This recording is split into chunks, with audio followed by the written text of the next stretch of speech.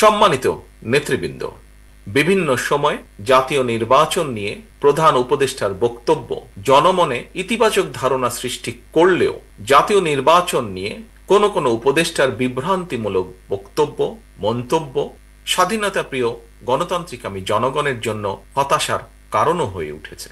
অন্তর্বর্তীকালীন সরকারের প্রতি বিএনপি সহ গণতন্ত্রের পক্ষের সকল রাজনৈতিক দলের নিঃশর্ত সমর্থন থাকলেও সরকার এখনো তাদের কর্ম পরিকল্পনায় অগ্রাধিকার নির্ধারণ করতে পারছে না বলেই মনে হচ্ছে। বর্তমান অন্তর্বর্তীকালীন সরকার এখনো মনে হয় দেশের আইন শৃঙ্খলা পরিস্থিতির উপরে সম্পূর্ণ নিয়ন্ত্রণ প্রতিষ্ঠা করতে পারেনি।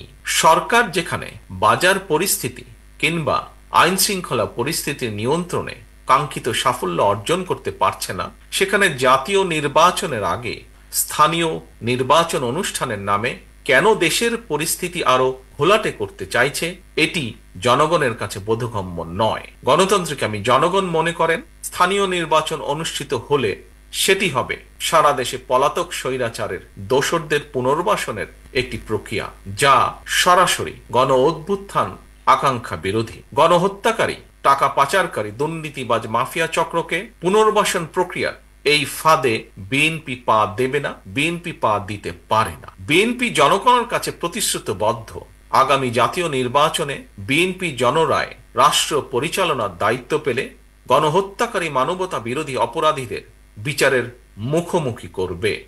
অন্তর্বর্তীকালীন সরকারের প্রতি আহ্বান, সারা দেশে গণহত্যাকারীদের দোসর মাফিয়া চক্রকে পুনর্বাসনের স্থানীয় নির্বাচন অনুষ্ঠানের পরিকল্পনা থেকে সরে আসুন।